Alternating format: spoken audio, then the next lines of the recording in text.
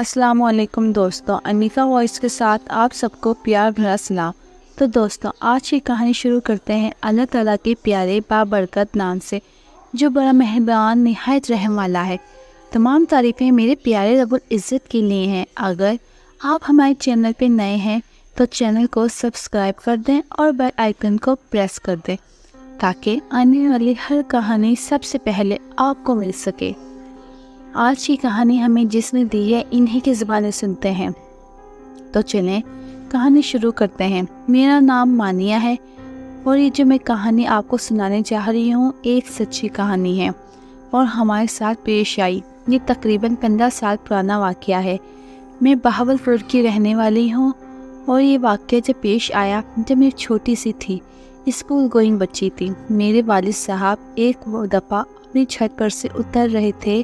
کہتے ہیں مغرب کے ٹائم چھت پر نہیں ہونا چاہیے، اگر مغرب کی اذانیں ہو رہی ہوں تو نیچے آ جانا چاہیے۔ جیسے ہی مغرب کی اذانیں ہوئیں، میرے والد صاحب نیچے اتر رہے تھے سیڑھیوں سے، تو ان کو صاف محسوس ہوا جیسے انہیں پیچھے سے کسی نے دھکا دیا ہے اور میرے والد صاحب بہت برے سیڑھیوں سے گرتے ہوئے نیچے زمین پر آ گئے۔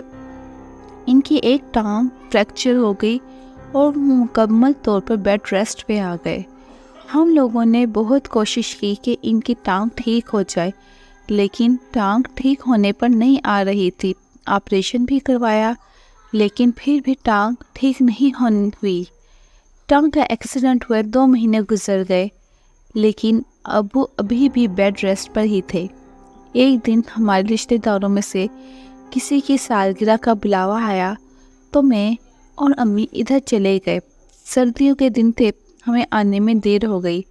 ہم رات کے 11 بجے کے قریب گھر آئے تو ہم نے دیکھا کہ ابو کی حالت بہت زیادہ خراب تھی۔ ان کے ہاتھ پاؤں مڑے ہوئے تھے اور گلے میں سے ایسی آوازیں آ رہی تھیں جیسے کہ ان کی آواز نہ ہو، کسی اور کی آواز ہو۔ ہم لوگ انہیں دیکھ کے بہت زیادہ ڈر گئے اور گھبرا گئے۔ ہم لوگوں نے پانی کے چھینٹے مارے لیکن پھر بھی ابو کو ہوش نہ آیا۔ پھر میری امی نے آیت الکرسی پڑھنا شروع کر دی۔ جیسے ہی آیت الکرسی پڑھنے لگی، ابو کی حالت بہتر ہونے لگی۔ اس سے پہلے کہ ہم ڈاکٹر کو بلاتے، ابو کو تھوڑا تھوڑا ہوش آنا شروع ہو گیا۔ آدھے پونے گھنٹے کے بعد ابو بولنے کے قابل ہوئے تو انہوں نے کہا، میں اپنے کمرے میں سویا ہوا تھا، ایسے لگا جیسے کمرے کا دروازہ کسی نے بہت زور سے کھولا ہو اور پھر لائٹ بند کر دی ہو۔ میں تم لوگوں کو آوازیں دینے لگا کہ لائٹ چلی گئی ہے تو پھر خود ہی لائٹ آ گئی اور کمرے کی کھڑکی سے ایک پیلے رنگ کی روشنی آئی اور پورے کمرے میں پھیل گئی۔ اس روشنی میں سے ایک عجیب و غریب مخلوق دیکھی۔ وہ ایک عورت تھی لیکن اس کے پاؤں ہاتھ الٹے تھے۔ وہ چلتی ہوئی میرے اوپر آ کے جھک گئی اور اس نے میرے منہ کے اندر ایک پھونک ماری۔ وہ پھونک اتنی زیادہ ٹھنڈی تھی، مجھے ہوش نہ رہا اور میرے ہاتھ پاؤں مڑ گئے۔ اور پھر اس رات میں اور امی ابو کے ہی کمرے میں سو گئے۔ آدھی رات کا ٹائم تھا کہ ابو نے پھر سے چیخنا چلانا شروع کر دیا۔ ہم سب ایک دم سے اٹھ گئے۔ امی نے لائٹ جلائی تو ابو نے کہا، وہ پھر سے مجھے تنگ کر رہی ہے۔ ابھی وہ یہیں تھی، اس نے میرے پیروں کو پکڑا ہوا تھا اور ابو مسلسل چیخے جا رہے تھے۔ ہم سب بہت زیادہ ڈر گئے۔ امی نے کہا صبح ہو جائے تو ہم کسی مولوی صاحب کو یا عالم کو بلا کر پتہ چلاتے ہیں کہ یہ کیا ہو گیا ہے۔ ان کے ساتھ پہلے ایکسیڈنٹ ہوا اور اب یہ حادثہ، سمجھ نہیں آ رہی کہ اس گھر پہ کس کی نظر لگ گئی ہے۔ پھر صبح ہوئی تو ہم نے محلے کے 2-3 گھروں میں اور مسجد کے امام صاحب سے بھی بات کہی لیکن ہمیں پھر بھی کوئی نتیجہ نہ ملا۔ ڈھونڈتے ڈھونڈتے مولوی صاحب کو یا عالم کو رات ہو گئی۔ مولوی صاحب بھی مسجد میں نہیں تھے۔ میری امی اب ابو کو 1 منٹ کے لیے بھی اکیلا نہیں چھوڑتی تھیں۔ اس وقت میں مغرب کی نماز پڑھ رہی تھی اور امی کچن میں تھی کہ ابو کے چیخنے چلانے کی آواز آئی۔ میں کمرے سے اور امی کچن سے بھاگیں تو ابو کے کمرے کی لائٹ آف تھی۔ امی نے کمرے کی لائٹ آن کی۔ جب ہم نے لائٹ آن کی تو ہم نے جو منظر دیکھا وہ انتہائی خوفناک تھا۔ ابو کے اوپر کوئی کالا سایہ جھکا ہوا تھا۔ جیسے ہی لائٹ آن کی وہ سایہ بھاگ گیا۔ پھر آج ہم ابو کے کمرے میں ہی سوئے۔ رات کے 11-12 بجے کے قریب ہم ابو سے باتیں کر رہے تھے اور ابو کی طبیعت بالکل ٹھیک تھی۔ اچانک ابو نے اپنی آنکھیں بند کر لیں۔ ہم نے ابو کو آوازیں دی لیکن ابو نے کوئی جواب نہ دیا۔ ہم نے ڈاکٹر کو بلایا تو پتہ چلا کہ ابو کا انتقال ہو گیا ہے۔ وہ گھڑی ہم پر قیامت کی گھڑی تھی۔ ہمیں معلوم نہیں کہ اچانک ابو کے ساتھ ہی کیا ہو گیا ہے۔ ایسی کون سی چیز تھی جو ابو کو اپنے ساتھ لے گئی، یا ابو کو اس نے مار دیا؟ میں اور امی رونا پٹنا شروع ہو گئے۔ محلے کے لوگ اکٹھے ہو گئے اور رشتہ دار اکٹھے ہو گئے۔ سب نے پوچھا کیا بات ہے۔ پھر ڈاکٹر کو بلایا تو ڈاکٹر نے کہا کسی چیز نے ان پر حملہ کیا ہے۔ کسی نے ان کا گلا بہت زور سے دبایا ہے، اور جب ان کو نہلایا گیا تو نہلانے والے نے بتایا کہ ان کی کمر پر کسی نے بہت بڑے کالے ہاتھوں کے نشان تھے۔ تو پھر 3 دن تک سب رشتہ دار ہمارے گھر رہے۔ اس کے بعد وہ چلے گئے۔ پھر ہم لوگ ابو کے کمرے میں بالکل نہیں سوتے تھے۔ گھر میں اور امی اکیلے رہ گئے۔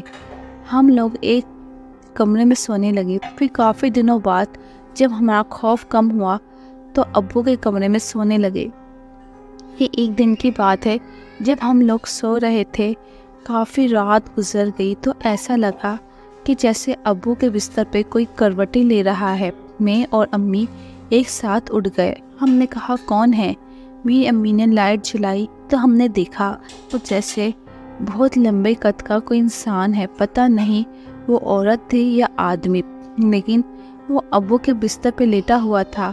اس نے کالے کلر کے کپڑے پہنے ہوئے تھے اور وہ ہمیں دیکھ کے ایک دم سے غائب ہو گیا۔ ہم لوگ بہت زیادہ حیران تھے کہ وہ ایک دم سے کہاں چلا گیا، کیونکہ ابھی 2 منٹ پہلے تو وہ سایہ دیکھا تھا۔ ہم لوگ بہت زیادہ خوف زدہ ہو گئے۔ ہم نے ابو کا کمرہ مکمل طور پہ بند کر کے دوسرے کمرے میں آ گئے۔ پھر میں اور امی ہمیشہ ایک ساتھ رہنے لگے۔ ایک دن ہم لوگ کچن میں کام کر رہے تھے۔ سردیوں کے دن تھے تو اس کچن کا دروازہ بند کر کے ہم لوگ کام کر رہے تھے۔ ہم لوگ جب کچن میں آئے تھے تو گھر کے سارے دروازے بند کر کے آئے تھے، لیکن کچن کی کھڑکی سے بڑا کمرہ صاف نظر آتا تھا۔ میں نے اور امی نے دیکھا کہ جیسے بڑے کمرے کا دروازہ کھلا ہوا ہو۔ میری امی نے دیکھا جیسے ایک لمبے قد کی عورت اس کمرے میں کھڑی ہوئی ہو۔ میری امی ایک دم سے کچن میں بیٹھ گئیں۔ میں نے امی سے پوچھا کیا ہوا، تو میری امی نے مجھے چپ رہنے کا اشارہ کیا اور بولا آیت الکرسی پڑھو۔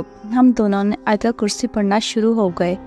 پھر میں نے اپنی امی سے پوچھا کہ کیا ہوا تھا، تو امی نے بتایا کہ ابھی میں نے بڑے کمرے میں بہت لمبے قد کی عورت کو کھڑے دیکھا تھا، لیکن جیسے ہی ہم نے آیت الکرسی پڑھی تو سایہ غائب ہو گیا۔ ہم لوگ بہت زیادہ ڈر گئے اور صبح ہوتے ہی ماموں کے گھر چلے گئے۔ ماموں کو ساری واقعات کا بتایا۔ ماموں ایک صاحب علم کو جانتے تھے۔ وہ ان کو لے کے ہمارے گھر آئے۔ پھر انہوں نے ہمارے گھر کا جائزہ لیا، ابو کے بستر کا جائزہ لیا اور چھت کا پورا جائزہ لیا۔ بقول ان کے ابو کے پیچھے ایک بہت ہی بھیانک چڑیل لگی ہوئی ہے جو اپنا بدلہ ابو سے لے رہی ہے۔ اب وہ بتاتے ہیں کہ ہمارے گھر میں ایک بہت بلی روتی تھی، وہ تنگ کرتی تھی۔ ہم نے بھی اس بلی کو روتے ہوئے اپنی آنکھوں سے دیکھا تھا۔ ہم سب اس کے رونے سے تنگ آ گئے تھے۔ جس دن ابو کو سیڑھیوں سے دھکا دیا، اس دن ابو چھت پر تھے اور ابو نے اپنی آنکھوں سے دیکھا کہ اچانک وہ بلی دیوار میں سے نمودار ہوئی۔ ابو نے اس کو ڈرانے کے لیے ایک آدھی اینٹ اٹھائی اور اس کی طرف پھینکی، لیکن نہ جانے کیسے بلی کے سر میں وہ اینٹ جا کے لگی اور وہ بلی ادھر ہی مر گئی۔ ابو بہت زیادہ ڈر گئے اور ابو نیچے کی طرف آنے لگے تو ان کو ایسے لگا کسی نے ان کو دھکا دیا ہے۔ تو جب سے معاملات ابو کے ساتھ ہونے لگے۔ اس عامل کا یہ کہنا تھا وہ بلی نہیں، وہ جنات کا ایک بچہ تھا، اس چڑیل کا بچہ تھا جسے ابو نے نہ جانے انجانے میں مار دیا ہے۔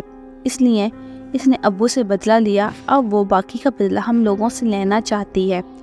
جنات کے کسی بھی فرد کو اگر مار دیا جائے تو باقی کا بدلہ وہ اس کے گھر والوں سے ضرور لیتے ہیں، اور اب وہ چڑیل کا بسیرا اس گھر میں ہو چکا ہے۔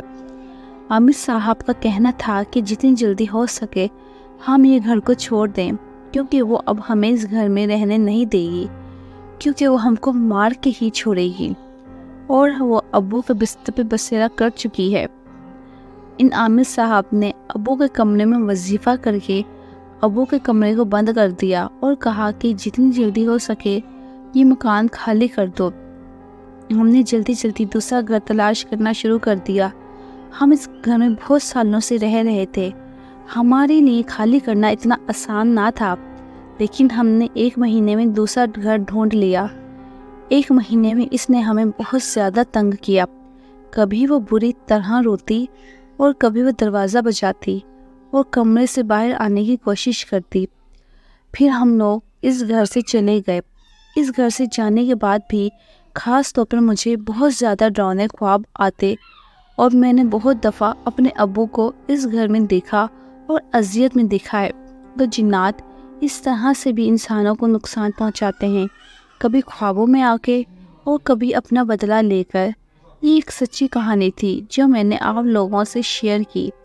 اس کہانی کے ذریعے میں آپ لوگوں کو ایک میسج دینا چاہتی ہوں کہ کبھی بھی آپ لوگ کوئی جانور جیسے چھپکلی، کتا یا ایسی کوئی چیز دیکھیں جو بار بار نمودار ہو، آپ کے سامنے آئے، آپ کے گھر میں آ رہی ہو اور غیر معمولی طور پر آپ کو تنگ کر رہی ہو، تو آپ کبھی بھی اس کو تنگ کرنے کی کوشش مت کرنا، بلکہ کسی صاحب علم سے پتہ چلانا یہ کیا چیز ہے جو آپ کے گھر میں بار بار آ رہی ہے۔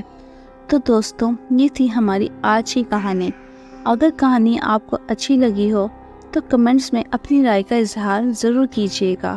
اس کے ساتھ ہی انیکا وائس کو اجازت دیجیے۔ اللہ حافظ۔